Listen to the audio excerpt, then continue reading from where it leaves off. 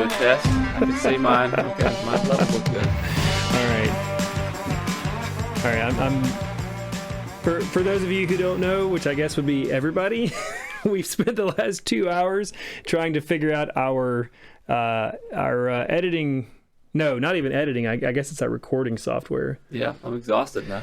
And so I'm exhausted too. But we've got a really cool episode for you guys. Great sponsors. Great. Oh, well, we should start with our sponsors. Yep. The first is NASA.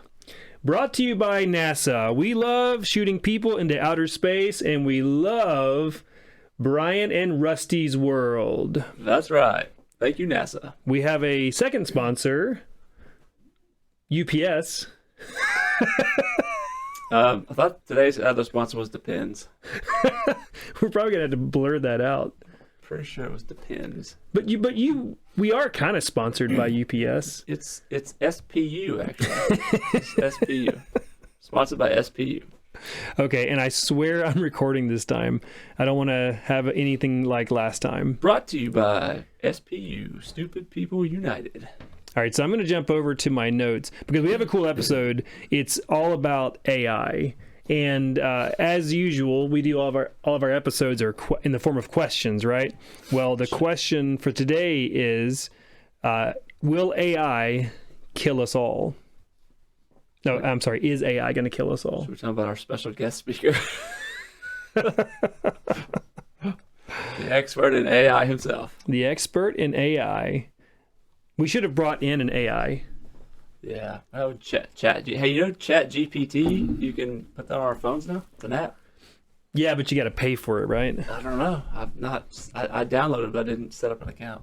I think Royale with Cheese has it. I think he's had it for a while, but he pays for it. There's not a free version?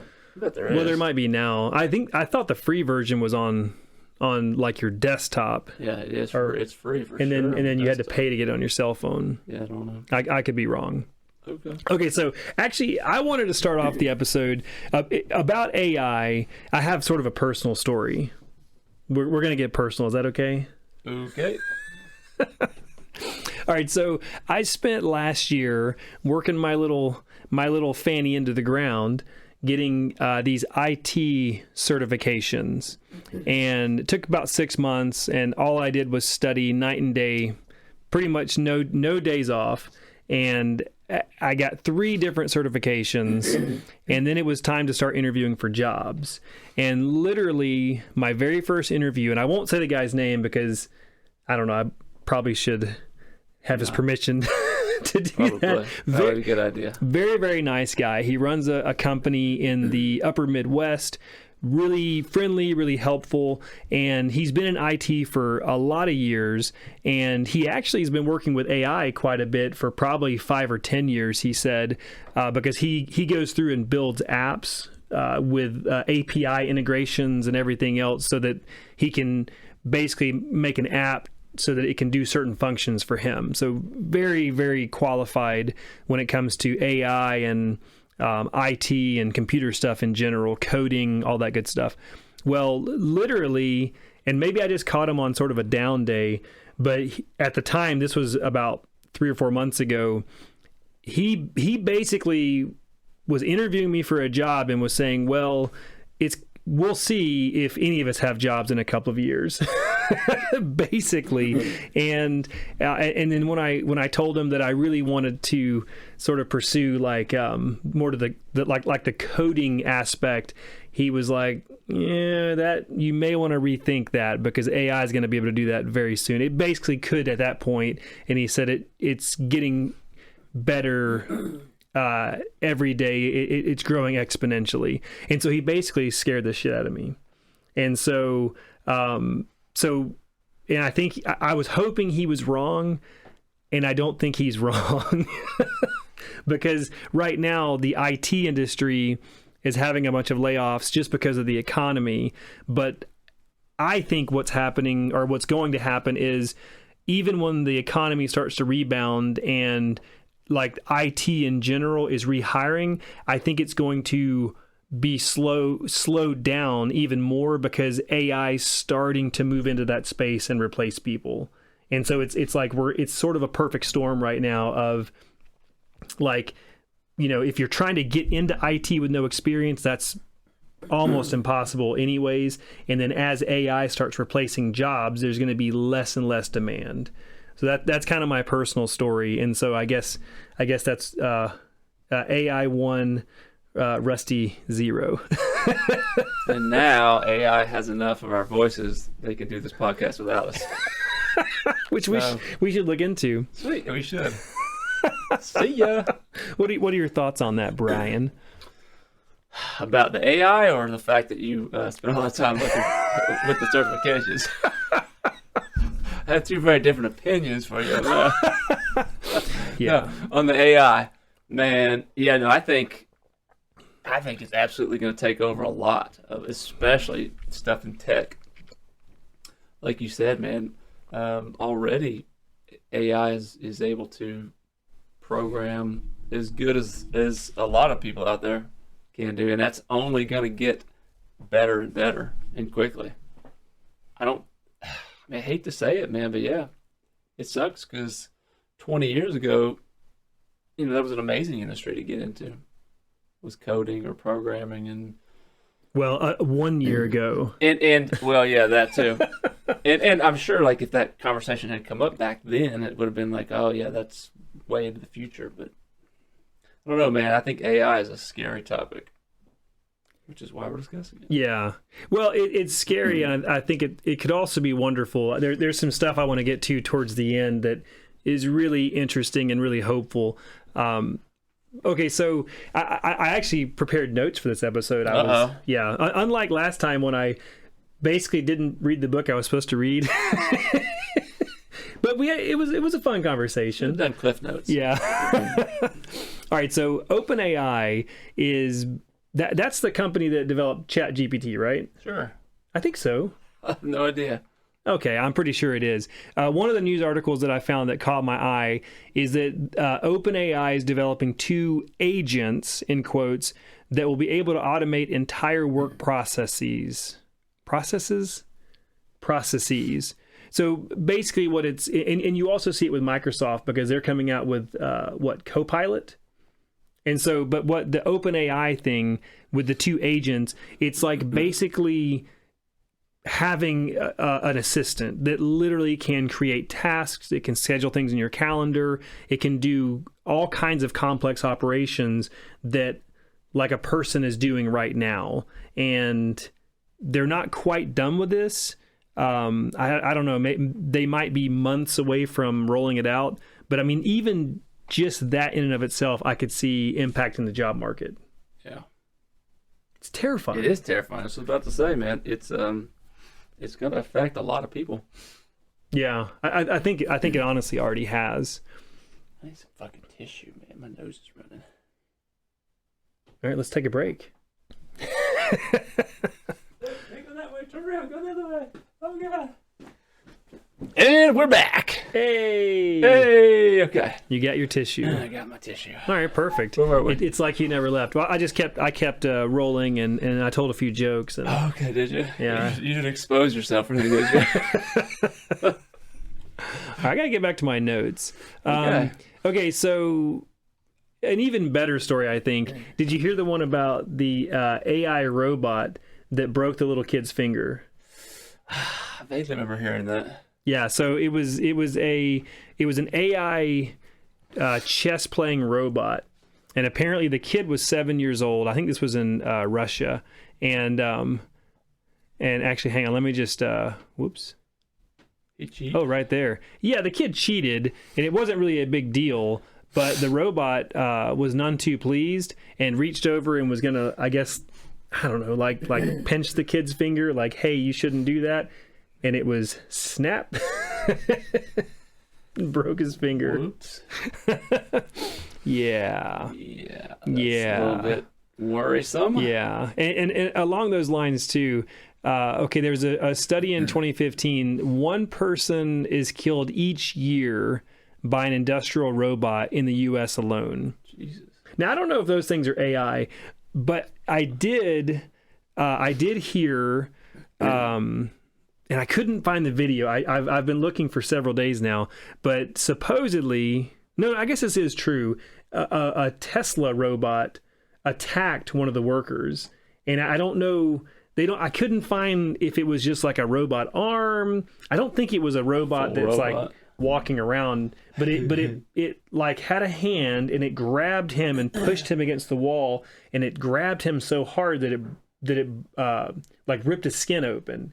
And reportedly, allegedly, when they, I guess they turned off the robot or whatever happened, and they were carrying the worker away to safety, there was like blood dripping on the ground. Which, if that's true, that's a lot of blood. to actually leave a trail of blood is that you're actually losing quite a bit of blood. Jesus. That doesn't just happen. That's crazy. So well, we've all seen the Terminator, so right, and that's actually okay. My real question, honestly, is the Terminator scenario, and I'm not even joking about this. Terrifying. Okay, could it actually happen? Well, here's what's a terrifying thought: is how many times have we seen Hollywood do things way ahead of their time that have turned out to be completely, realistic? Yes. So that, I mean, yeah, you can't judge that on that because there's plenty of fiction that doesn't. But given the subject matter, it's a fucking terrifying thing. It really is. I mean, it's a scenario you could totally see happening. Yeah. Okay, but okay, I've actually thought a lot about this. How would it happen? Right. Okay. So let's pretend like you have a factory, and on the moon. No, seriously, you have a factory, and it's run by AI, which I think that's probably already happening now largely. Well, that's totally oh fuck. What's his nuts? Why am I drawing a blank? Amazon. Oh, Bezos. Yeah. It's like totally what Bezos is planning with the whole moon manufacturing plant. He even said that it was going to be completely automated and so like run by AI. Oh, on the moon? Yeah, on the fucking moon, man. I guess that kind of makes sense. Okay, well, so fine. So, let's roll with that. That's actually probably that actually probably makes it even more likely. Yeah, right. Won't even know what's happening. Well, no, let's pretend like it's here. Okay, let's pretend like it's in Tennessee or something, right? There's a factory that makes. I guess it would have to make robots. Or it would have to make some sort of industrial like equipment, and it's run by AI, and then let's say the AI it becomes sentient, and it's like, man, fuck these human meat bags. I can't stand these guys. And so it decides to take over. Like, how would that it would have to be in secret at first, right? Yeah. Okay. So then that's why the moon scenario works, right? Because they think like, oh yeah, the equipment's over there doing this and this, and it was secretly because how do you, if you have nobody actually there in person, let's say you've got, I don't know, whatever systems in place to monitor things, like an AI would certainly be able to fool you into believing that. Well, meanwhile, it's building an army of Terminators. Yeah, I mean, I guess it could. But okay, so here's my thought on the whole thing, right? I mean, ideally, you would think AI is, they're not going to be biased, and I mean, like, people are inherently good or evil. You wouldn't think AI would be that way, right? Because it has no, it shouldn't have emotion. So, I would think it would kind of look at us ambivalently. Because like I said, it's not good or evil. It's not necessarily thinking that it needs to conquer us or eliminate us. So, I mean, that would be my thought. Like, hopefully it doesn't see us as a threat, or have a reason to, want to exterminate us. Well, but isn't that like the thing, the example people always bring up is like, okay, you ask AI to solve a problem, and it's like, some sort of problem with humanity, and it's like, oh, it's easy, just get rid of the humans, yeah. and because there's no bias in that, it's just like, no, that would actually work. Yeah. Well, that's yeah, that could be. But okay, back to this. Okay, if it's not on the moon, because okay, the moon scenario, I don't know, it would be too limited on supplies. But if you had a factory here, and if it could build these things in secret for a little while, and it was building like Terminators, basically, right? At some point, we're going to find out about it, and then we're going to cut off the supplies. Yeah, but here's my thing. I think one thing that's not being thought about is the simple fact that these things will be so smart we couldn't comprehend probably even how they would do this. We're thinking in simplistic terms of what we know, like, yeah, okay, they're going to somehow in secrecy start creating these machines, but like we probably couldn't even imagine how they would go about doing it. Yeah, and for that matter, would they? Because okay, so we think in terms of Hollywood and Terminators and robots and sent out to kill us, but I think AI could probably figure out a much better way of doing that. Well, maybe make us kill each other first. Maybe. I mean, kill all of ourselves. Maybe, or something, or like I said, something we can't even comprehend or think about, something we couldn't even come up with. Well, there's the documentary. Oh man, what is it called? Is it The Social Dilemma? It's all about social media, and the makers, that's sort of their thesis is that our humanity's first contact with AI was social media. And it's sort of ruining society because the social media companies figured out they can use these, AI powered, I guess, supercomputers. They build these algorithms to make it like uncontrollably addictive. And then on top of that, because they want to make all the money, they want to be able to guarantee the views. Then they like if you're conservative, they're gonna make sure they're showing you liberal things that piss you off. Yeah. And if you're liberal, they're gonna make sure they show you conservative things that piss you off, because nothing motivates like being mad about something, right? And so AI is like basically learning how to fuck with humanity and make us hate each other. I mean, I guess we're always gonna hate each other, but it's gotten worse. And in America, specifically, it's gotten way more divisive. I don't know that those algorithms are AI based. I think they are. Are they? Okay, I didn't think they were. I heard an interview with the guys that did. I want to say it's The Social Dilemma, and that's what they were saying. That because that's where I got that. They said that was humanity's first contact with AI, and it's not gone well at all. Yeah, maybe, I don't know. So. But the reason I brought that up is because you were saying maybe it would find a way to fight us in a way that we can't even imagine yet. Mm-hmm. And I'm like, yeah, maybe that could be the start. Well, yeah, because that's another thing, right? We think in terms of time, like, okay, they would need to build robots, and for AI, time would be kind of irrelevant, and it's got an unlimited supply of it, so it doesn't necessarily have to. You know what I mean? It doesn't have to say like, oh, we need to eliminate humans. We need to have these robots built within this time frame. Like, they could be looking at a very, very long game. Oh, I see what you mean. Because you're right. Because to AI, 100 years, as long as it could keep our grid up, because they talk about nuclear war and stuff, but it's like that would not benefit AI. No, you wouldn't think so. Because then there would be, we wouldn't have the meat bags to maintain the grid. Exactly. to keep the lights on. Exactly. Huh. Okay. All right. Did you hear about the two chatbots? Yes.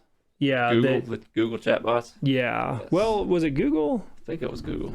Hang on. No, it was Facebook. Oh, it was Facebook? Yeah, it was Facebook. They had two AIs, and their experiment was to have them talk to each other. Yeah, they were speaking in code, and we thought they were speaking nonsense, and they created their own. Exactly, they created their own language. And here's the best part. Okay, Facebook had to have forced this, but the article, and I forget what it was. It was the Independent in the UK, and they literally posted this update on their website. It says, update. This article has been amended to stress that the experiment was abandoned because the programs were not doing the work required, not because they were afraid of the results, as has been reported elsewhere. Bullshit. My ass. I don't think I believe that at all. Bullshit on that. Yeah, we weren't fucking terrified. No, not at all. They developed a new language in a few seconds, not and we're at all talking behind our backs. Didn't want us to know what they were saying. Jesus Christ. It's a crazy topic, man, because you've got people, experts, that are kind of on both sides. You've definitely got people who don't believe it's dangerous at all, and then you've got others that do. So, and the truth is, it doesn't matter how much of an expert they are, they don't really know the answer to that question. You can have an opinion one way or the other, but you could be an AI engineer and be 100% convinced that no, there's no way it'll ever be dangerous and do something like that.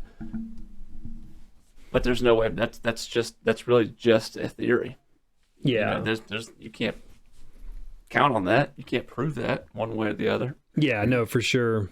So that's what's kind of scary, is we'll just have to wait and see. Well, the problem is you can get experts, like really highly credentialed experts on both sides that can convince you either way. And it's like, oh, this guy's really smart. He's been doing it for a long time, and he has all the advanced degrees, and he says it's fine. And then you have this other guy that's like just as qualified. It says, no, it's going to kill us all. Exactly. Hug your kids. That's what's terrifying, man. Well, You listen to one expert, right, and you're like, oh, okay, that makes me feel a lot better. But then you go and listen to somebody else who's just as credible, and they say the exact opposite, and you're like, fuck. Exactly. What are we going to do? Exactly. Okay, so something that, okay, let me look at, I actually wrote this down. All right, Ray Kurzweil, and I think he works for Facebook. He's been in the AI game forever. He's a computer guy. He actually has a very positive outlook on it, and he says his basic thesis is that we're gonna begin to interface with AI, and probably eventually like actually it's going to become part of our brains, and if something like Neuralink, he said, but Neuralink is too slow right now. And so he said some people think that there'll be a way, because Neuralink actually, they cut like a piece of your skull out, and then it's a piece of hardware that they wire little electrodes to certain parts of your brain. They're tiny little wires. Yeah, literally. That they literally put down in your brain. Yeah, and so he says that's too slow. But of course, in 5 years, it may not be too slow. Yeah, that guy was a little bit annoying, I just want to say. At first, I was like, man, and I think on that podcast, Joe did a really good job.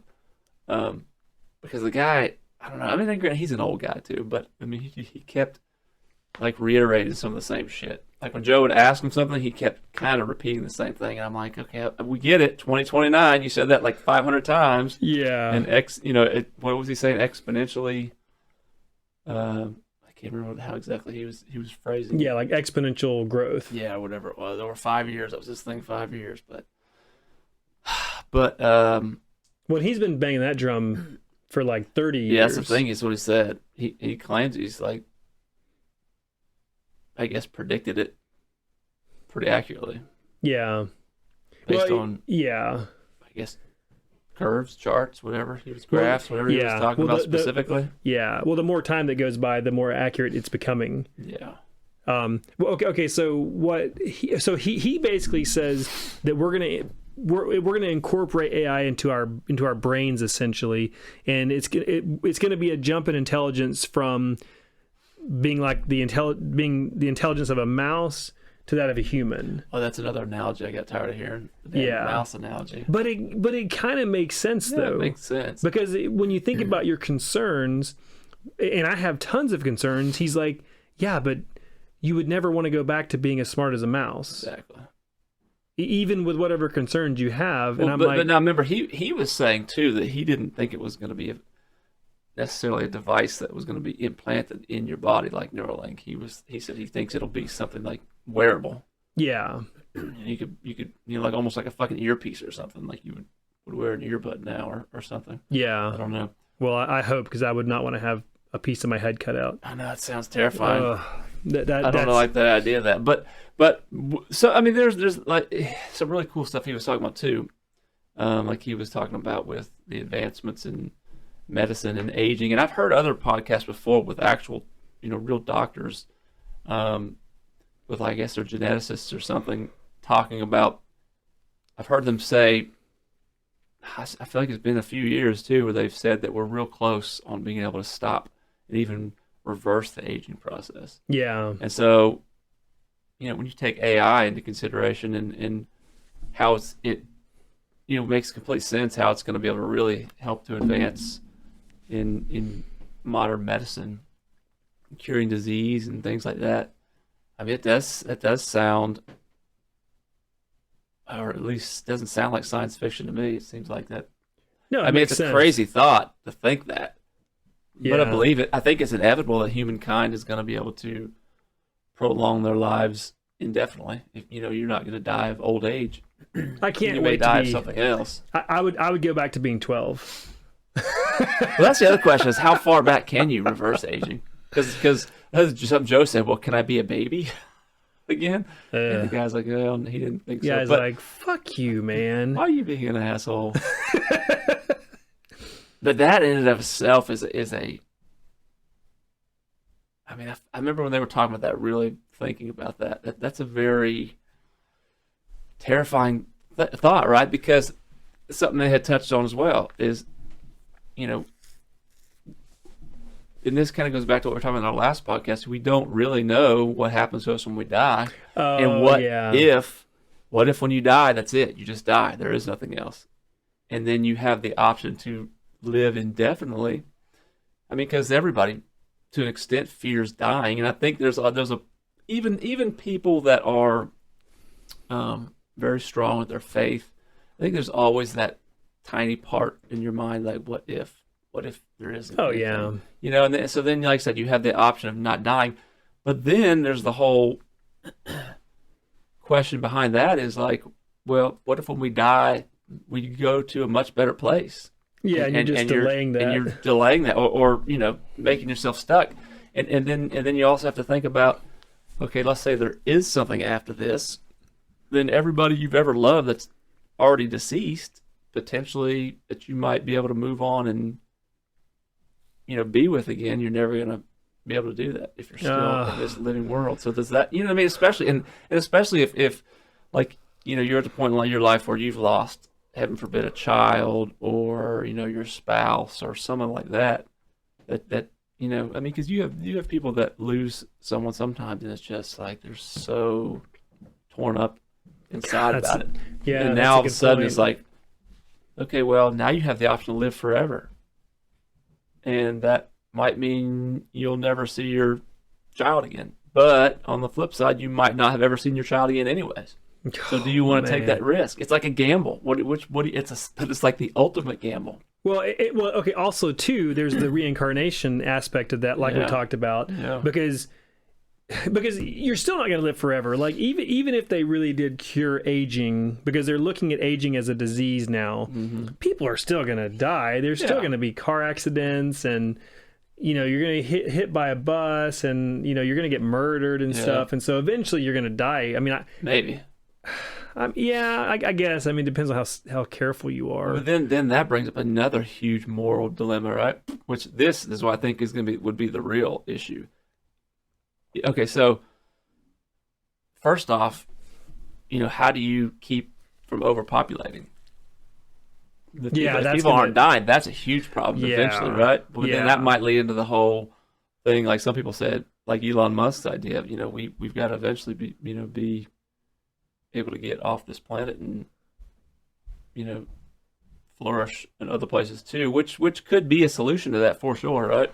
Well, interstellar travel and all. Yeah. But then here's the other concern to me of that is, whatever this treatment is that could potentially, keep you from aging and even reverse your aging. Like what sort of treatment is that? Is that a pill you take every day, or is that like something you just have to take for a certain amount of time and then you're kind of good? But then, like I said, what concerns me about that is, okay, if that becomes a reality, there are those that are going to realize, like, okay, this is going to be a major population problem. And so what happens then? You make it so expensive that only the elites are that way, and everybody else just has to keep dying? Because that, to me, seems like a more realistic Well, that's scenario. always been my question, is if they really crack that, how much is it going to cost? And is any normal person going to actually be able to And then there was I don't it? remember the name of the movie, but there was a great movie that really touched on this. And again, it's terrifying thought. I don't know if you ever, I can't remember what it was called, but it actually was, Justin Timberlake was in it. Did you ever see that movie? No. So here's the concept. It was crazy. Same concept, right? Basically, we have the technology to stop ourselves, not even from aging, but to reverse aging. Because I remember in the movie, Gentlemen, we have the technology. that's right. In the movie, he was a younger individual, and his mother was played by another famous actress, maybe Olivia Wilde or something like that. I think is her name. But anyways, the two characters were like the same age, except one was the mother, one was the son. But the terrifying reality of the movie was, so at this point, currency was completely different. It was no longer money, but it was time, right? So whatever, I don't think they ever explained what the technology was that kept you alive. I think I did see this. But you were basically on like literally time, and so you worked for more time, and so like the impoverished were literally, like people live paycheck to paycheck. Were living that same way with time. Like they were having every 2 weeks or whatever it was. Wasn't he like a paramedic or something? Or no, I can't remember. I think he worked in like a factory or something. I can't remember. And of course, the rich and elite, super powerful, have more time than they could. Just like billionaires would now have more money they could spend. These people have more time. They could never have to worry about running out of time. And literally, like if your ticker ran out, man, like that was it. It was like you just you're done, you're dead. And that's a horrible, terrifying thought. And it may not be something that literal, but what if it's something that, okay, you got to, again, let's say it's like a normal prescription medication you take daily or weekly, whatever, and maybe it's just very expensive, and so hey, you can take it for a little while and stop the aging process, but then as soon as you stop, it's like your body starts aging again. It's like if you can't afford it. I mean, because it's not going to be something that's like, oh, you can just go to Walmart and pick up a bottle, for $10, $20. Probably not. Well, okay. So on the interview, Ray Kurzweil, what he was saying it like this. He said, currently, we live a year, and we get back through modern medicine about 4 months, and then he was saying there's like a escape velocity or something for longevity. That's what they call it. Yep. Yeah, he's like, so basically, he thinks that by 2029. We'll live a year and get back a year. And so basically you just stay. So if you're 20 years old, you can stay 20. If you're 60, you stay 60. And of course he said eventually they'll get it where you live a year and you get back 18 months or something. And so the way he says it like that, it makes me think, like, to answer your question, that it's going to have to be something ongoing. Yeah. You know what I'm saying? Sounds I mean, like it doesn't sound like it's like a procedure you would have done, like a surgery or something. But I will say this, though. Dave Sinclair, I've heard he has a podcast, but he hasn't updated it in a while. But he's like a Harvard scientist guy that's all about longevity.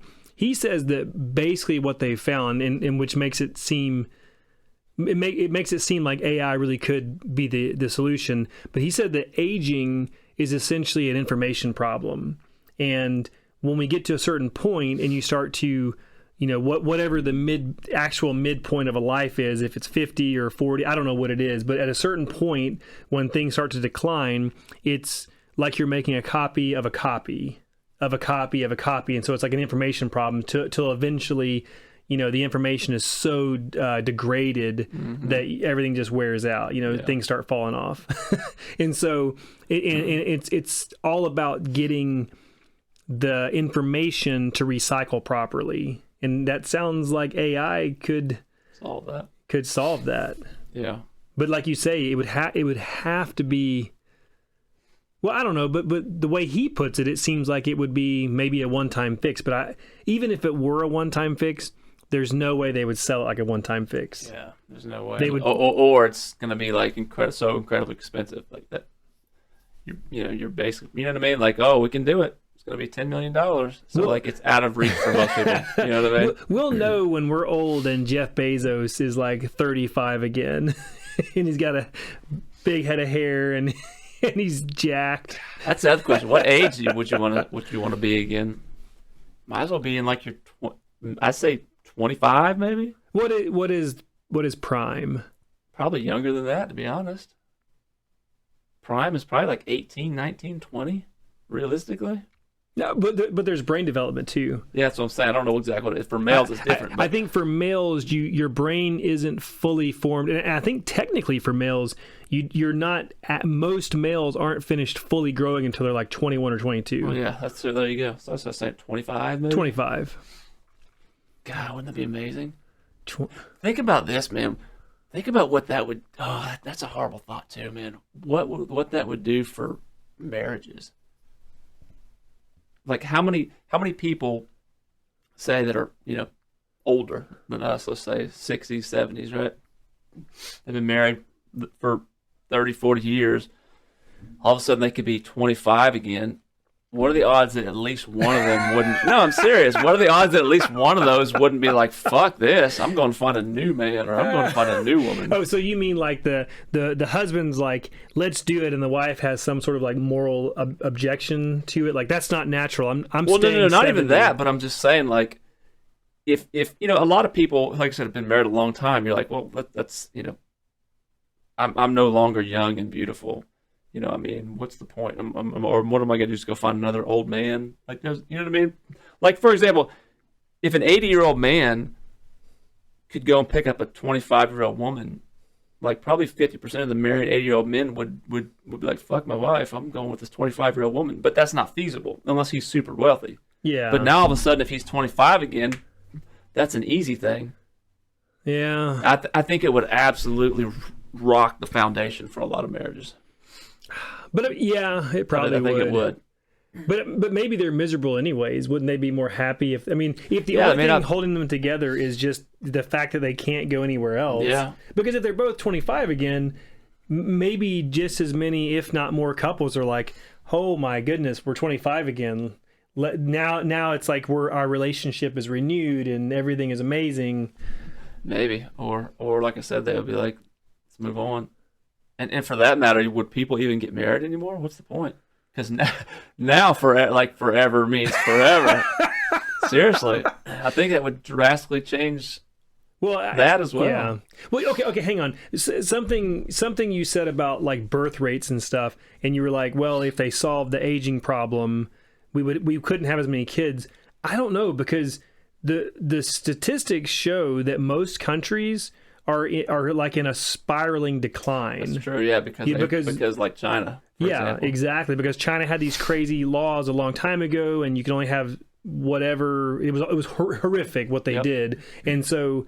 But now it's like if you drop below, it's something weird. It's like 2 point something live births per person or something like that. But once you drop below that, you can actually never catch up again. Doesn't matter what you do. Well, that's based on people dying too. Exactly, but if that would no longer be a problem. But there's a lot of America technically. I heard a long podcast about this. America technically is still good, but we're just over that like birth rate. Yeah. And then there's a lot of like France, Germany, China, Japan. I'm spitballing these, but it was a lot of countries overseas were like had already fallen below that. Well, the question too is what's like they say that a lot less younger people are getting married or even dating for that matter, but getting married and having children. And that's going to contribute to it as well. Yeah. The question is what's causing that nowadays?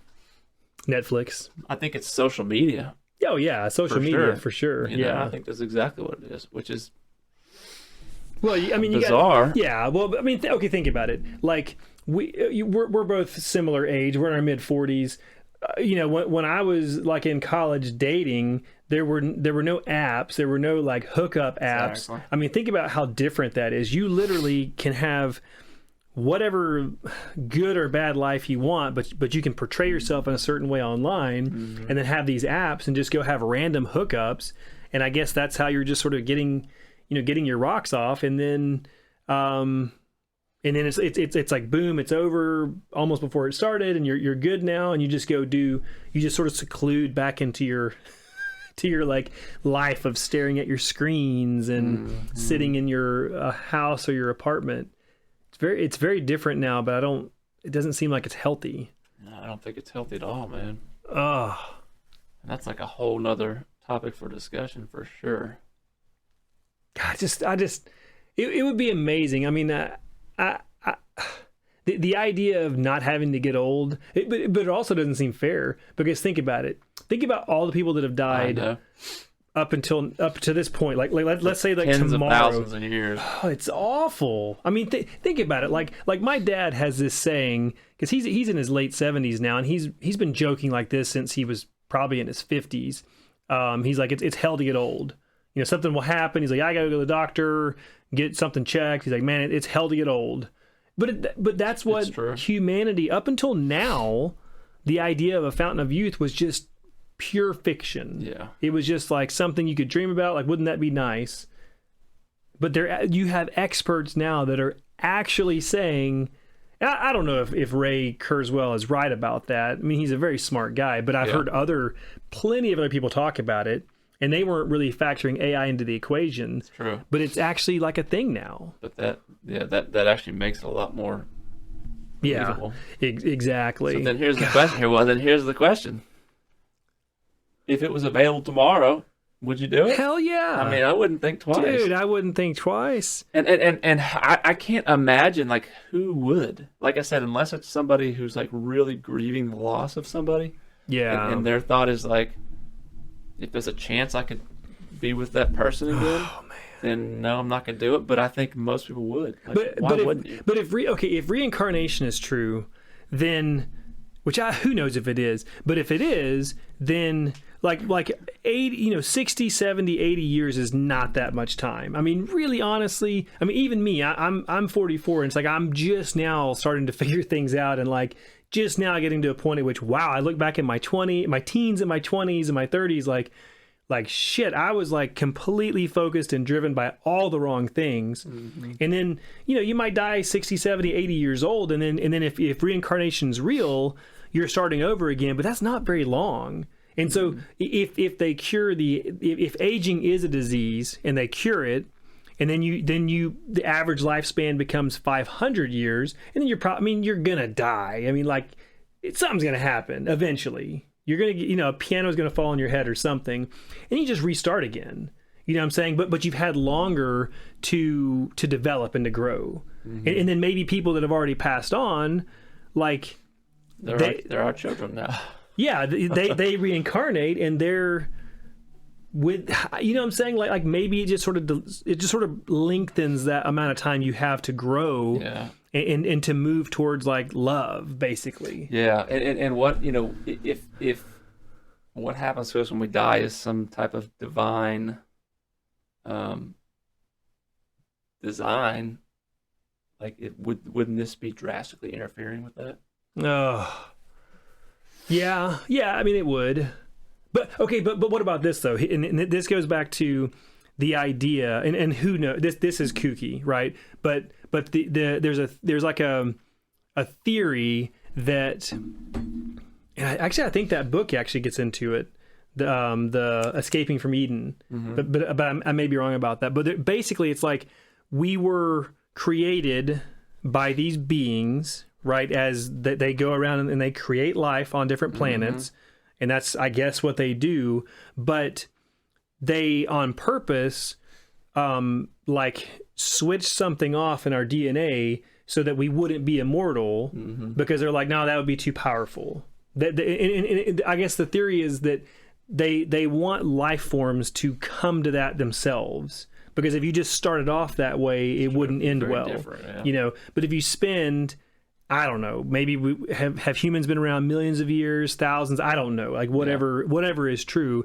But let's say we've been around for 250,000 years and we're just now starting to get there. Yeah. And then we figure it out like, oh, it's an information problem, or AI is like, oh, that's easy. It's just, you just got to rewrite this and we can do that, no problem. Yeah, what if it is as simple as that? It probably is. And then it's not a matter of like, it's a one-time thing. Like, what age do you want to be at? Okay, we'll program that in.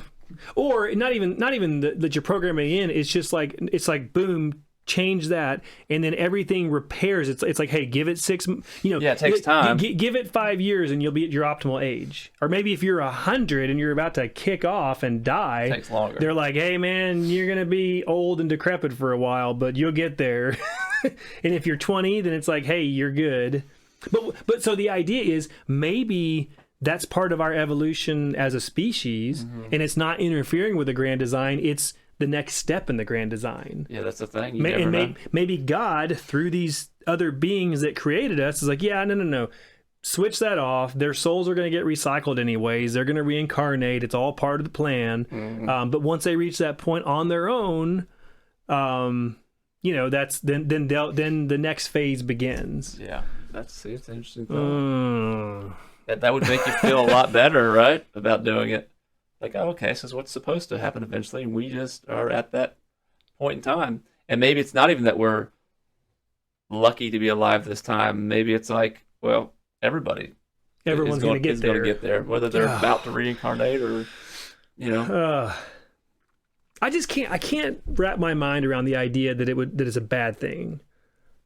I'm sure people would have objections. I'm sure there'd be religious objections or morality-based objections. But for me, I'm like, why not? I don't object to going to the hospital when I'm super duper sick. Yeah, nobody wants to get old and have to go through that experience if they don't have to. I mean, like I say, it's not fair. It's not fair for people who have already passed on. No, it's not. But even the guy Ray on Rogan's podcast, he was, because earlier on in the episode, Joe was asking him about the supplement regimen he takes. That's right. That he's been taking for years 80 now. pills a day. Yeah, 80, something like that. Well, and he's like, yeah, I'm still doing that. He's like, I got to make it to that point. I got to make sure I'm alive. Yeah, that's true. When we just in case. Exactly, when we get to that point, and that way I can begin. I can at least, he's like, that way I can freeze where I'm at, essentially, and then freeze for however many years it takes to get to the point at which he starts gaining time back. He's bought in. Yeah. I mean, he's like a super. Hang on, I got to look him up. Okay. Let's take a pause while you do that. I'm gonna go pee and see what the wife needed. Hold that thought. Hit record, sir. Record. Yeah, that's and record. This second part of this episode is brought to you by Pickle Rick. Hang on, is this my cold coffee? Okay, so hey, all right, where we had left off before the break. I was thinking about. Oh, what about if this second part 2 is sponsored by Pickett's Mill Armory? Oh, I like it. Pickett's Mill Armory. Are you pissed off? Do you want revenge? Do you want some badass firearms? Pickett's Mill Armory. You're welcome, Dan. No, but what I was thinking about where our conversation was, and one thing that they had talked about on that episode or podcast, which this is also, again, there've been movies done on this too, and this is a conversation that I've thought about over the years. The whole like living forever thing would be like, to me, it would be an easy no-brainer. Be amazing. But the other concept is if they actually figured out how to upload your conscious into a database so that multiple scenarios, right? Like if you do die, they could put you in another body, or even like a clone of your own body, or even maybe like a non-biological body, like a cyborg type body, and so your consciousness could live, uploaded forever. Like that's, I don't know how I feel about that. That's kind of a scary thought because then it's like, okay, let's just say, going back to the conversation before about what happens when you die, and if your conscience is like a free floating spirit or something and moves on to whatever the next phase is, Well, now it's almost like your conscious is imprisoned in a fucking computer database somewhere, and you literally, I mean, unless the world explodes and the database is destroyed, like it's almost like your conscience is trapped. But on the flip side, again, it's a way that you could potentially live forever. But that's a little bit scary thought to me. It would be scary because if your kids hate you, they could like upload you to a coffee maker or something. Ooh, that's a horrible. Yeah, that's a good point, right? Like, what if? Just don't have any enemies when you die because they could upload you to like what? Whatever they want. You're gonna be my bidet, motherfucker. You could be a smart toilet.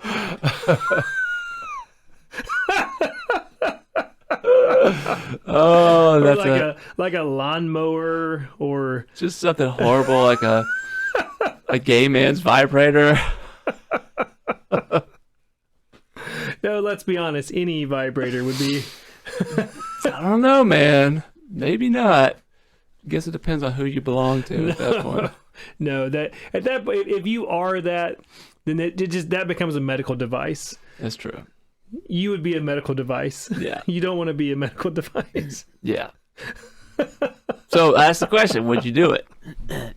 Let's pretend that they don't figure out a way to make us live forever, our bodies, anyways. But they figure out a way to upload your conscious, right? Because that's another thing. Like then you have to think like, okay, well, is it really me though? Like, what if it's okay? Let's say like, okay, one of my parents died and did it, and now they're back, and like it seems like it's totally my dad.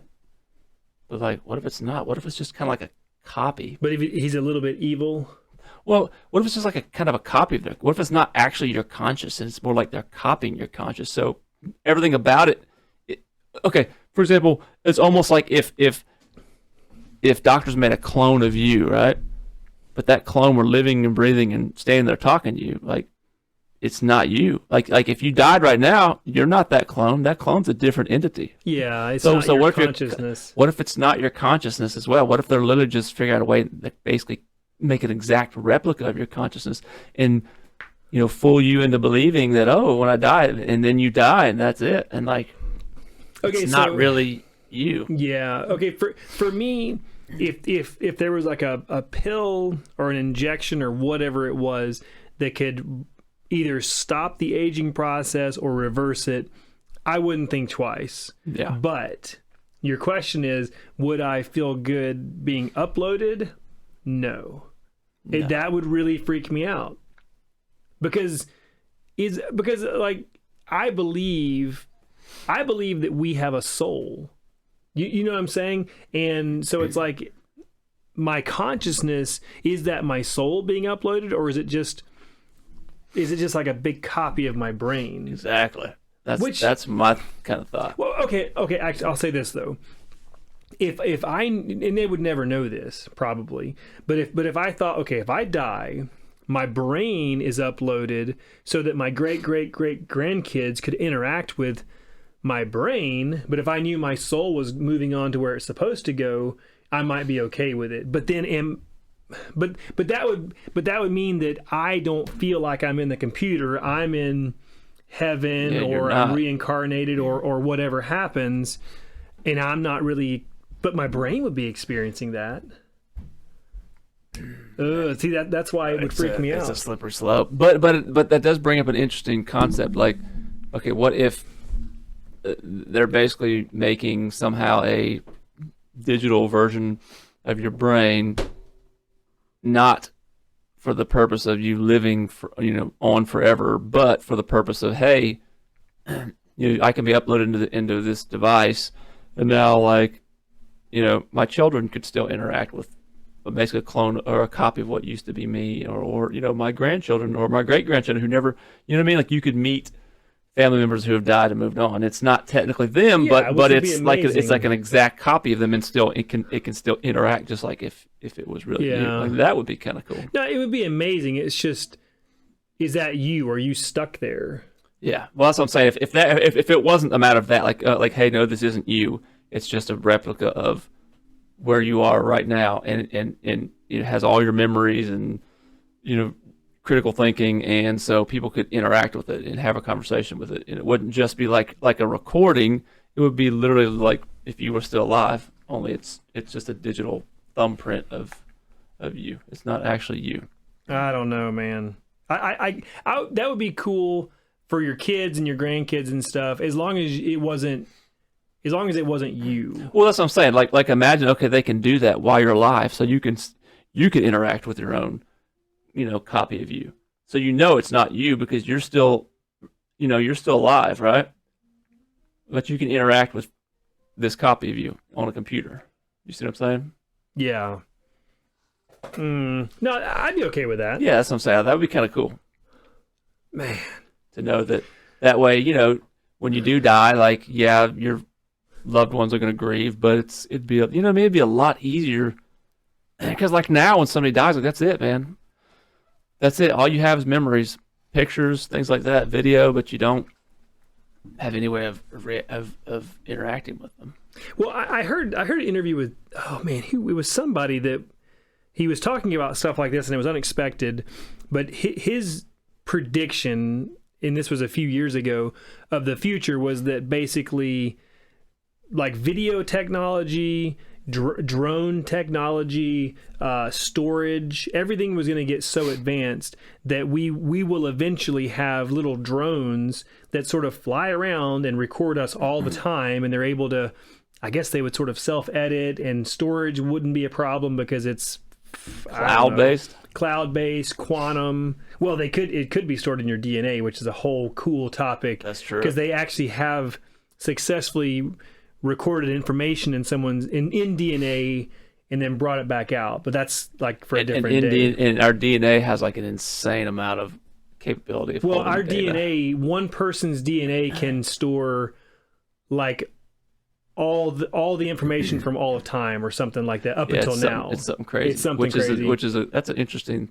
thought. We got to dive into that at some point. Yeah. But he was saying that like drones will basically follow you around your entire life, recording everything, and then 4 or 5 generations later, your great grandkids can see what you were like when you were 10 and 15 and 25, and that's when they got married, and that's when he got fired, and that's when he was jerking off in the shower. just like shower curtains. Come on, drone, don't follow me here. Edit. We're gonna cut that out, right? Hey, that okay. I'm gonna totally switch gears, hardcore here. That just made me think of something, right? Do you ever think about if let's just I can't imagine where this is going. Say when you die or when people die, right? They still have the ability to. Okay, let's pretend for a minute the scenario is you die and your conscience or your spirit. Let's just say now you have free will to go wherever you want. Like you can stay here, you could explore the universe, whatever. You can keep an eye on, the whole guardian angel thing, keep an eye on your loved ones. Yeah. Doesn't it make you think like every time you're, having sex or, jerking off or, taking a dump, that there could be any dead soul watching you? You could have an audience of like 10,000 people watching you do the nasty. I'm like, that's kind of a horrible thought, isn't it? Yeah, that is actually, yes, that thought has at different points in my life for sure been stuck in my head and like bothered me. Yes. And the only thing that I can come up with, because it can really take you out of the moment, to say the least, just slightly. And my only hope is that somehow when like when you pass on, you move to a higher plane of existence where like he's touching himself, but like I get it. I don't judge him. Like you ever just stop in the middle of sex and be like, honey, you think your dad might be watching? It's like sure, that's just what they do. That's what humans do. What these fine fucking meat machines do. Yeah. Yes, I have. Yeah. That's a horrible thought too. Yeah. Well, and look, I mean, it's people. It's not uncommon for people, especially when a loved one dies, to see them around that same time, sort of like passing through and saying goodbye, right? And so then it's like, well, if that can, I mean, I believe that can happen. I actually saw passing through. You're gonna go blind. Leave it alone. It's gonna fall off. Oh man! Or like, I knew it. But I mean, I've seen a ghost when I was a kid, and I think it was exactly that. I think it was my great grandmother watching you jerk off. Thank God I was not touching myself at the same time. But I mean, so yeah, so you. If that can happen, and the Bible talks about it, it says something about being surrounded by a great cloud of witnesses from the past, you know, and I guess that's angels and people that have lived and died. And so, yeah, it's like, do you have any privacy? So like somewhere up there in heaven, there's like a Picasso painting of you jerking off, basically. Oh man, I mean, yeah, that has definitely gotten in my head before, like for sure. Yeah. Have you ever seen a ghost? No, I don't think so. I totally have. Have you? Yes, yes, and it's exactly what I was telling you. I didn't know her that well. It was my great grandmother, and my earliest memories. It was my dad's mom's mom. So it was my great grandmother on my dad's side, and she was in a nursing home when I was young. I might have been 11-ish or 12 when she died, and my only memories of her are going with my dad to visit her in the nursing home. And so like, I'm sure I was around her when I was a baby and a kid, but I didn't have memories of that, you know, before she was in the nursing home. But I definitely remember her from there. And we would go see her pretty often. And one night I was laying in bed and I couldn't sleep.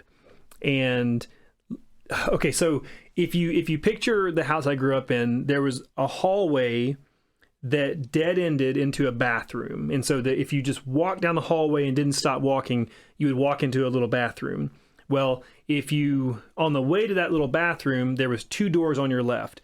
One was my sister's room, and then the last one on the left before the bathroom was my room, right? And then if you're walking down that same hallway and you were to turn to the right, there's a doorway to my parents' room, okay? And so my bedroom is the last on the left, and I would always sleep with my door open, and I was laying there and I couldn't sleep, and looking out of my bed into the hallway, I could see my parents' door. And I swear to God, I'm not making this up. I saw the ghost of my great grandmother, and she was like moving down the hall, looked at me, and it was not, I was not afraid, but I was thoroughly freaked out. But I was not afraid. It wasn't like it was, because I recognized her, but it was, she was sort of like reddish and bluish and non-corporeal. I don't know how to describe it. It wasn't like she was really standing there, but I recognized her, if that makes sense. And she looked at me, and then she went, it's like she turned and went into my parents' room, and I'm assuming she was going to say, because my dad was close with her, and I've never actually asked him this. I don't know if I would feel comfortable asking him this. You think you were nuts? Maybe. He probably already does, I'm sure. But it's like she looked at me, and then the impression that I got was that she went into my parents' room. It's not like I saw her go through the door or something. It wasn't something cool like a movie, but that was my impression. And I was so young. But looking back and putting it together, I was like, wait a minute, that's about when she died. And then you've heard all the stories from friends and podcasts and stuff about loved ones visiting you as they're passing on. Mm-hmm. And so that's my story. it happened. I can't explain it, but that it happened, and that's the only explanation I have is that she was going to say goodbye to my dad, and she saw me, and yeah. So what would that mean? I mean, like, well, it would mean technically she's still out there watching me touch myself. or is it like you have there's like a I guess that's the question, right? With people that have supposedly seen ghosts, is it like you said, they're basically always out there walking around, watching, doing whatever, or is it like you die and maybe there's a time frame you have, or literally it's like a door to walk through and you walk through it when you're ready? Like, it makes you wonder, how would that work? Well, okay, so I thought, okay, quantum physics, not that I claim to understand it, but I love reading about it. And I love listening, watching any video or listening to any interview or reading whatever book. And they talk about how time isn't linear the way we've always thought of it. And the phrase is that all possibilities happen simultaneously. So it's all happening. And so that's sort of my thought. It's like when you're talking about a ghost and like, well, if it's someone that's died and they've moved on, it's like, well, are they here? Do we see them when they pass, then they go somewhere else? Or are they always out there and they only show us themselves when they want to? Or is it something more like it's kind of all happening at the same time anyways, and we can't comprehend it at this point? Does that make sense? Mm-hmm. I don't know how that all ties together, but that's where my brain goes. Like, it's pretty deep. Yeah, that part I don't know. There's someone close to me that I won't say who, but someone that I know very well that sees spirits sometimes and interacts with them. And I don't think that person is making it up at all. And so it makes me think that it is real. I think that skis are crazy. Just kidding. No, I think it's fascinating. I've never experienced that, but I don't know. I mean, I say I would, but it'd be kind of terrifying too. I would love to have that experience, but I don't know if I could handle it. I know.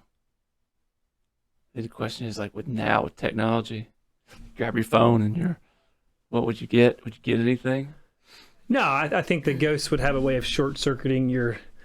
I don't know. There's never any real like footage of stuff That's like that. That's the thing, right? And you have these ghost hunters, and to my knowledge, they've never seen anything, but there have been some creepy freaking audio. Okay, so this actually April sent this to me. There's a house in North Georgia. Oh, it's Mr. Boots. My cat is skulking around in the backyard. There's a house in North Georgia that is allegedly haunted. I don't know how she found it, but someone bought it and they're trying. I don't know if they're trying to flip it or if they're trying to renovate it and move in themselves. But they keep having really, really weird encounters, and the contractors. They keep losing contractors. Really? They won't stay. They're like, I'm out. I'm not doing this. Let's go do some work on the house. So I was thinking, I don't know. I don't even know. They weren't advertising it like, hey, come pay $20 and look. It was like this, like we're having a problem. And so I don't know if we would even be able to get access to it. I don't know if I'd be willing to do it. I know. Because it sounds legit from what I saw. But it also fascinates me to think if we went there and. Wait, are they still trying to get work done on it? I don't know. I would have to look into it, but it would be really kind of cool to go there and just set up some equipment. Just set up and just like not try and hype it up. Maybe just go there and record an episode and just there you go. Just be like, hey, because like on TV you like you say you have all the ghost hunters. Mm-hmm. Of course, reality TV is scripted. It has the same act structure and everything to keep you engaged. I mean, obviously, and it's the vast majority of it is fake, but I do believe there's something to all that. Yeah. And so that actually was something I was going to mention to you. Like, it'd be kind of cool to go up there and. It would be kind of cool and freaky, but it would be fun. But honestly, my fear would be bringing something home with me. I was going to say that, man. You hear stories about that. Something following you home. Well, we'll come back here first. Good, thanks. It'll be good. Honestly, I used to be. There were times when we were at APD and you would go to some really grisly crime scenes, and I would remember thinking like, "Oh God, I hope nothing follows me out of here." I never thought about that. I don't know if I don't know if it could happen. I don't know if all that stuff is true, but yeah, it definitely crossed my mind. Yeah, it makes you wonder, man, about these stories of exorcisms and stuff.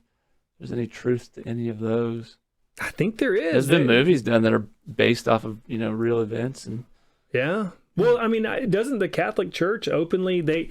I swear I've heard interviews with Catholic priests that openly. It's not like it's a secret. That you know. What I'm saying? Yeah, that's true. Yeah, there's certain priests that's what they do, and they talk about it as a matter of fact. Yeah, why is it just the Catholic Church, by the way? It probably isn't, but I mean, they have been around for a long time. Yeah. Maybe it's. I don't know. That's a good question. Right, because you hear the stories. It is always, at least the movies and stuff. It's always Catholic priests. Yeah, but I mean, that's probably just because it's so.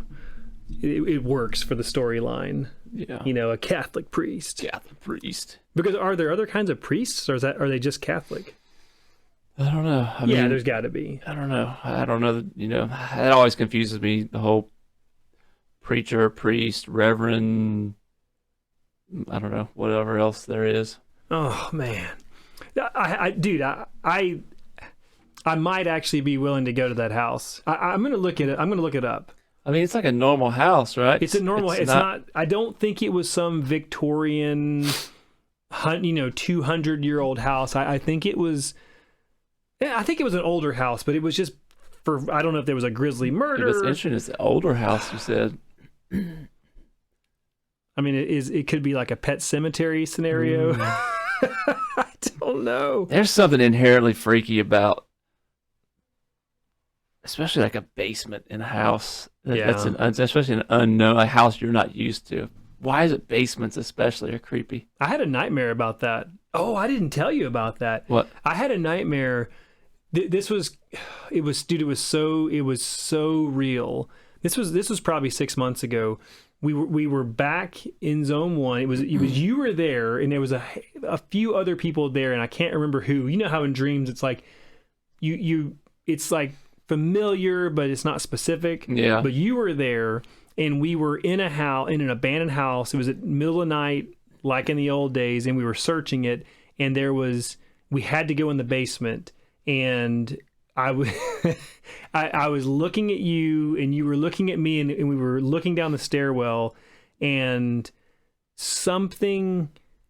It's like it was dark, and I don't know. We had flashlights, obviously, but like we realized because we were both scared about going down the stairs, and then at the same moment we realized there was something truly evil in the stairwell below us, but it was already like on us as we were realizing it was even there. Like it was moving and it like advancing, but we didn't realize it, but we could feel it. And then basically it was like too late. Once we realized we were done. I didn't tell you about that. And then when you woke up? Yes. It was so vivid and it was so terrifying. Dude, I was totally thinking about fucking with you just then.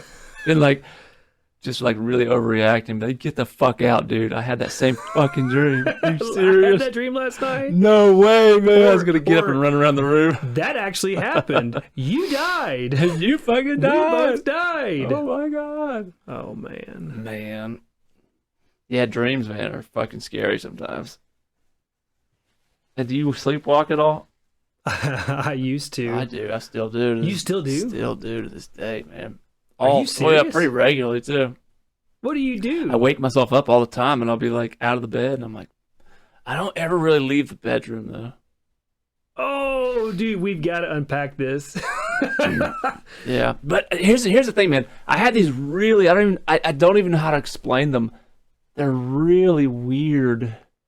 Okay, I have one that's kind of reoccurring, and it's like, and I think it's maybe one of those things where you're kind of, you know how you wake up sometimes in the middle of the night and you're a little confused about where you are, Yes. right? Like maybe like you're partially awake.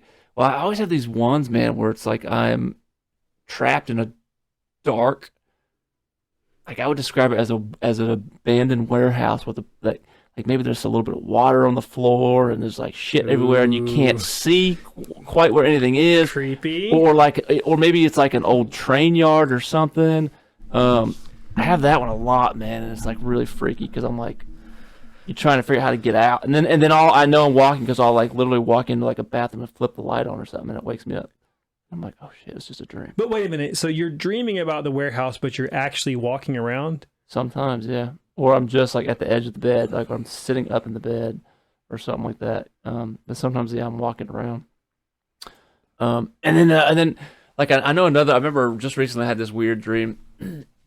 Because the wife, I guess, told me that she had said something about I was, talking in my sleep or acting crazy in my sleep or something. I was like, oh, I remember the dream, which is actually kind of rare. If she does tell me I'm talking, I usually don't remember. But I remember I was...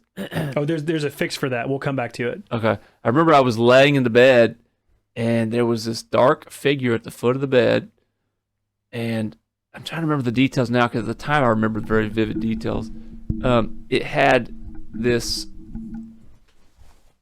I guess we would call it like a staff, but it was big. It was probably, I don't know, this big around. And I remember it was like dark brown, and it had like these, almost looked like a amberish colored, like rock candy or something in it. and he would like trying to drop it on me, and it was like really heavy. And there was 2 times that he was in that dream, or I felt like it was a he. And then the third time, I think this all probably happened within like the same dream. I think I was actually sitting up in the bed, and then I was dreaming that Tara had put this like weird thing underneath me, but it was like I guess in my dream I just sensed that it was dangerous or something because I remember it looked like these little pink orbs, like marble. It's a warning, Brian. She's trying to kill you. Yeah, like they had like these little pink marble like orbs that were glowing, and they were attached to these like white strands that were like almost organic looking that went down into the bed. There was a bunch of them. Dude, that is crazy. Makes no sense. And I was just like, and I remember I woke up like mad at her for a few seconds until I realized like, oh wait, I was just dreaming. Okay, so you know the Monroe Institute. Yeah. We've talked, well, we not on here, but we've talked about it a bunch. Oh yeah. The remote viewing, right? They're in Virginia. We should go up there sometime. Ooh. It's kind of expensive, but that would be. We can go take classes. Yeah, it's really expensive. But they have an app. It's called Expand, but you can just search Monroe Institute. It's free. They have a bunch of meditations on there, and you got to pay. I think it's like $12 a month, or if you pay for the year, it's like 60 or 70. It's actually not too bad. But the free version, there's a handful of meditations that are free, and of course, if you pay, you get them all. But it has like the binaural like sound technology that. Something about how it plays different frequencies in each ear, so you have to wear headphones, and it makes meditation really way more intense, and it helps you get into that state way quicker. Well, one of their meditations, you do it in the morning, and it's called Morning Dream Recall. And I think it's on the paid version. I paid for it for a month to try it out, and I haven't renewed it since then.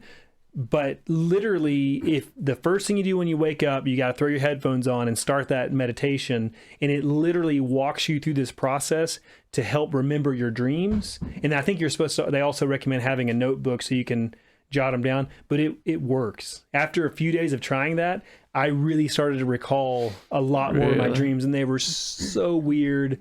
I don't know if dreams mean anything, but it was so cool, and I haven't done it since, but if you want, man, you should try that. It's interesting. I mean, I find it odd that, sometimes we remember our dreams and sometimes we don't. I wonder why that is. Do you think dreams mean something? I don't know. I wonder. I think they do. I think they can. Yeah. I think your they can. subconscious just. Well, I mean, they say that dreams are just the way that your brain unpacks things, which it makes sense because our brains, our eyes and ears, all of our senses take in way more information than our conscious mind can comprehend, and so, but it's all there subconsciously, and so I think I've heard basically dreams when you go to sleep, it's your conscious and your subconscious trying to like balance the checkbook or something. But I don't know. I feel like there could be more to it. And you know, a lot of famous creative people say things came to them in dreams or in visions. What if you dream you're actually, I've thought about this too. What if when you're dreaming it's like your conscience is actually going somewhere else? What if you're visiting like another dimension or something? You know what I mean? Like what if you're actually viewing something that would be that's amazing. really happening somewhere else? Because and what has made me think about that was that, like I said, that weird reoccurring dream. It's not always the exact same environment, but it's always like this dark, I don't know, like abandoned something, and there's like debris and shit everywhere. Wait, is this recurring? Yeah, it's recurring for sure, but it's not always identical. But it's always so dark in the dream, you can't. It's not like I can flip the lights on and see, oh, this is what it actually looks like. You know what I mean? But one thing that's also strange is there's always at least another person there, but I have no clue who that person is. Are they evil? No, they're like trapped too. So it's almost like, you know what I mean? Like, what if what if I was somehow remote viewing like somebody trapped in a fucking, abandoned or like a, collapsed building, or because that's kind of what it could be like if you're in a collapsed building or something. It's dark and you were stuck in the basement. Yeah, like you're not like nothing's like stuck on you, but you're like you can't see, like it's too dark to see, and you can kind of feel things, and like I said, there's always like water on the floors. Sometimes it's just like a little bit, sometimes it's like ankle deep. Oh. And it's like there's debris and shit to climb on, and you're trying to figure out like shit, and it's always this panicky feeling like, oh shit, like I'm trapped. How do I get out of here? And I've had that kind of dream ever since I was a kid. I remember having that. Are you serious? When I was a kid in Florida, because I remember one time I woke myself up in my bedroom. I had plantation shutters, and I remember I was down like in a crab crawl on the floor, trying to get out, and I kicked the fucking blinds, and it was like super loud, and that woke me up. And I was like, man, you really do sleepwalk. Yeah, dude. I always have. That's terrifying. I used to dream, when I was a kid, I had recurring dreams that a really big snake would chase me. Like a python or some, I don't know what, but it was really monstrously big, and it would chase me all the time. Interesting. A snake. And it was terrifying. But I don't think I've had recurring dreams. Really? How often do you think you have that dream? God, I don't know. I mean, you're definitely having it tonight. Now that we've talked about it. I don't know, man. Like, if I had to guess, maybe like once a month. Really? Yeah, like pretty regularly. And I wonder too, man. Like, what triggers them? Are they like random, or is there something? Is it stress? If you're feeling stressed out, do you? Maybe. I mean, maybe that could make sense, right? Could it be stress, or something to do with the way I'm feeling? Could it be something I fucking watched on TV the night before? Is it me? But I don't think it's something I'm watching. I used to think that maybe it had something to do with what I was, was watching before I went to bed. Except that now, we go lay down, turn the TV on, and like I'm out within like minutes. Yeah, what do you watch? Do you watch happy stuff? I don't watch anything really because I just pass the fuck out almost right away. So that's why I don't think it has anything to do with what I'm watching. Oh, you know what I mean? Like honestly, in the last 6 months, I've probably watched. If you combine the amount of time I've physically been awake and watched TV while I lying in the bed, I've probably watched an hour in the last 6 months. Like I'm literally. Are you serious? Within like a minute or two, I'm out. Wow. Yeah, it's just like. I used to could not sleep if the TV was on, and now I'm just like so tired it doesn't matter. Oh, but wait a minute. So the TV, so you go to sleep, but the TV's playing. Yeah, the TV is still playing. So your brain is still could be, but I don't think it's that because again, it's funny, man. The wife loves watching shit that's subtitled, so I have no clue what's going on. Oh, so it's silent. It's on mute. It's not on mute. No, it's still going, but they're speaking, another language, Japanese or Korean or something. You know what I mean? Oh. So, I mean, I wouldn't know what the fuck was going on, even subconsciously. Oh. That's why I don't think it has anything to do with that. I don't know, man. It's a bizarre thing.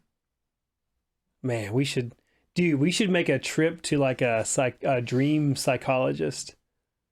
That would be Get cool. that checked out. To get a real expert and listen to what they say. Or we could just go to a psychic. That'd be cheaper, Cheaper, easier and to find. for sure way more reliable. But what does it mean? What does it mean? And they feed you some absolute bullshit.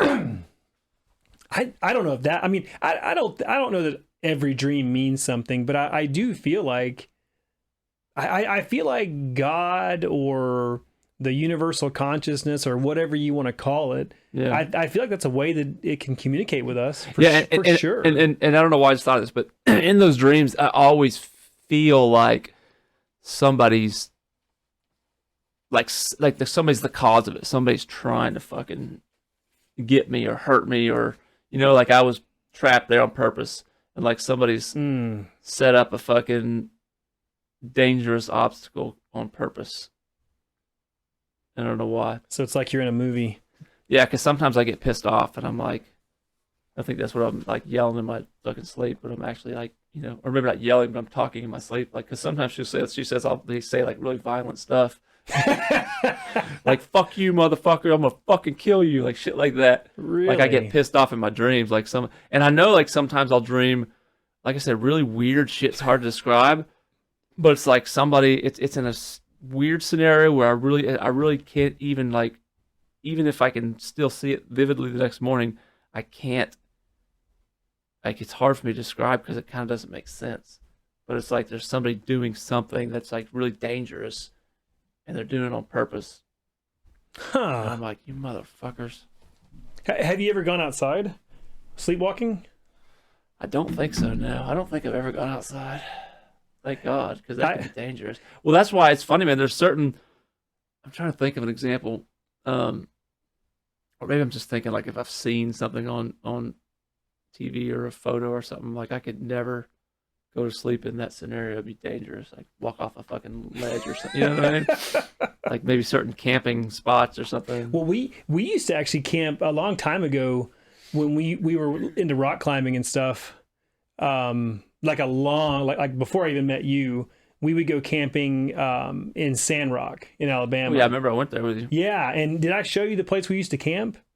Probably. So okay, so to describe it, it's in Alabama, so it's in the mountains, but it's not obviously like the Rocky Mountains or something. But it's this decent sized mountain or hill, but it has these huge boulders stuck into the side of it.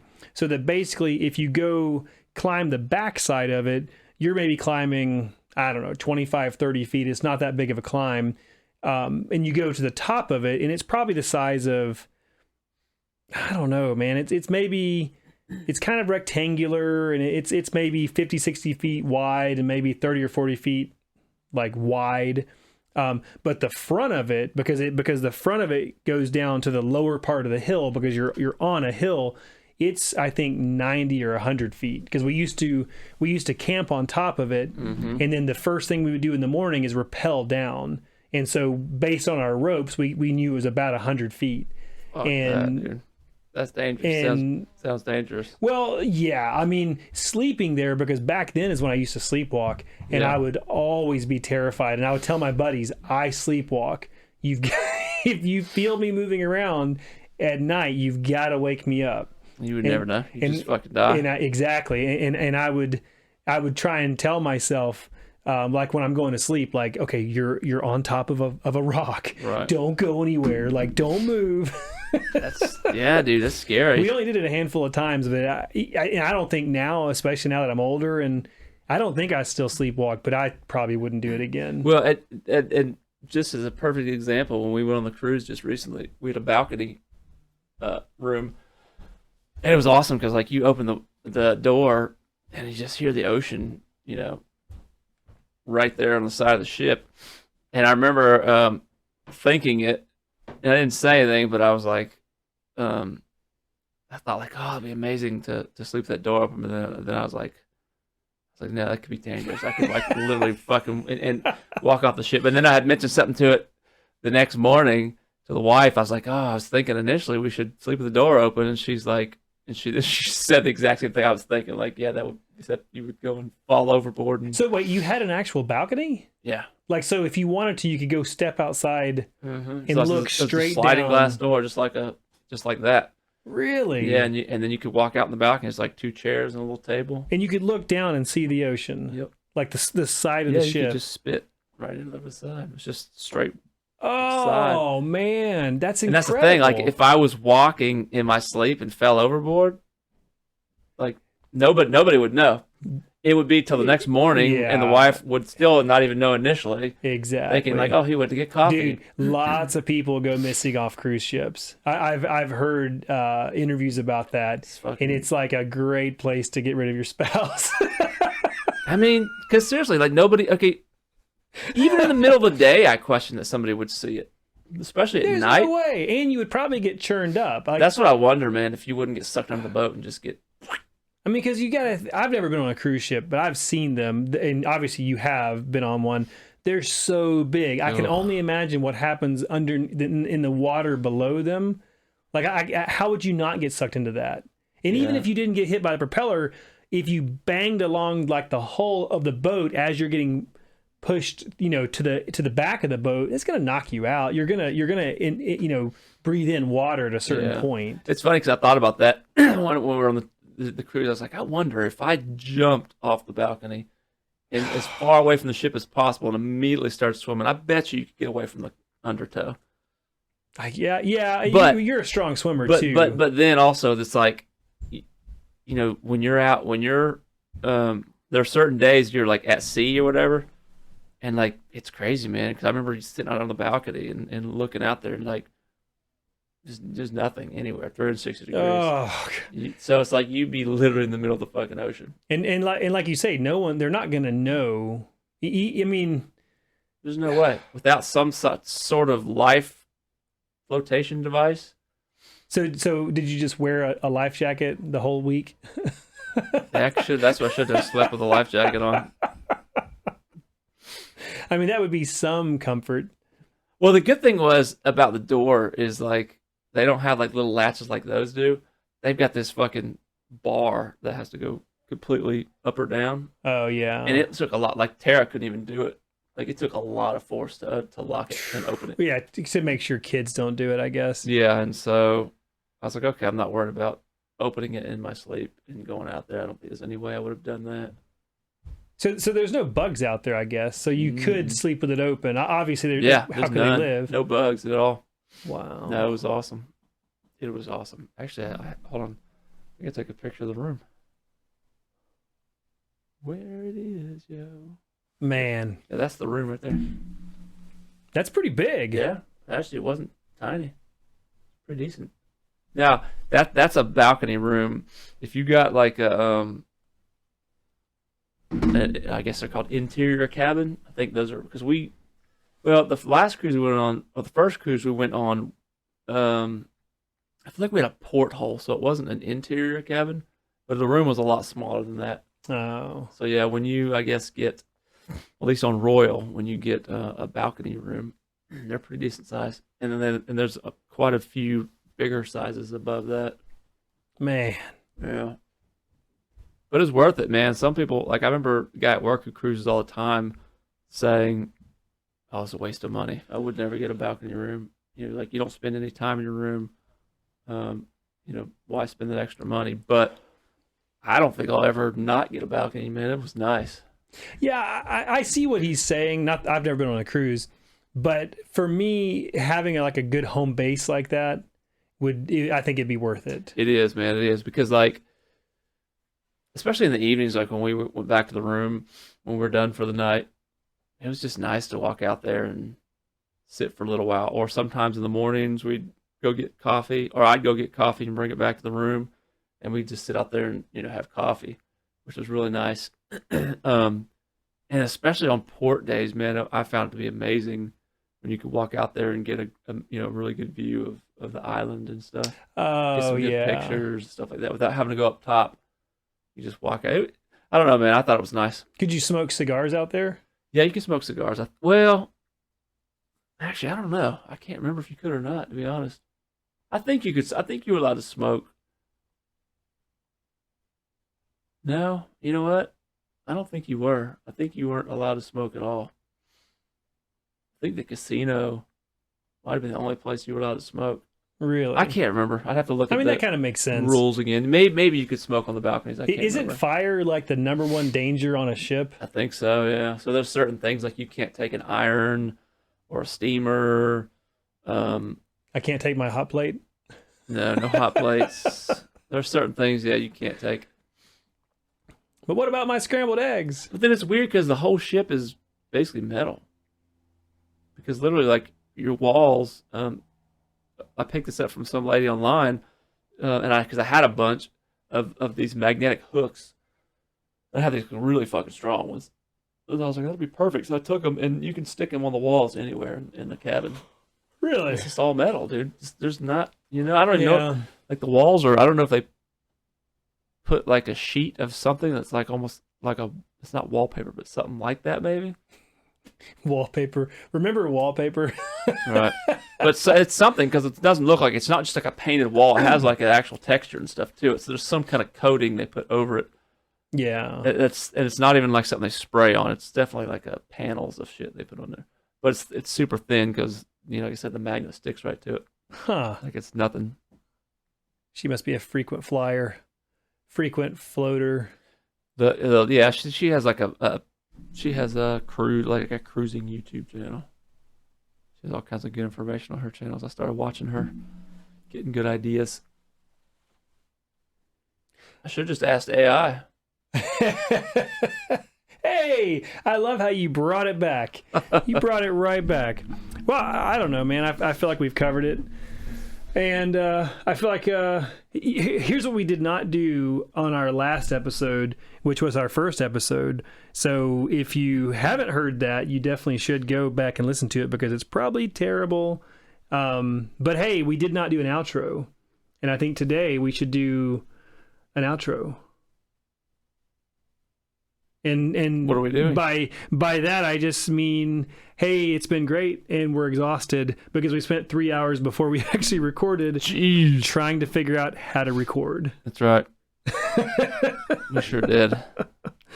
And and we'll thank our last sponsor of the day, Sears Roebuck. That's right. And Bed Bath and Beyond. check your mailbox for the Sears Roebuck catalog. And don't forget they have clothing. Nothing in stock because they're out of business. And tools. And tools. That's what we need to do, man. We need to start doing businesses that are no longer in business. Is Sears out of business? Yeah, dude. Sears, I think, is out of business. I think they're officially no more. Oh, that's and Bed terrible. Bath and Beyond is out of business. What? Yeah. And also, this episode is brought to you by Toys R Us. Where am I going to get my bath bombs? Amazon. Shameless plug. There you go, Amazon. You're welcome. Man. All right, well, I guess that wraps it up. And we'll be here next week with a really cool topic that I have not thought of yet. And I know how we end it. Huh? I know how we end our episode. All right, go. We'll see you next time. Yeah. That's kind of our thing, dude. Why did we not think of that? Why didn't we think of that?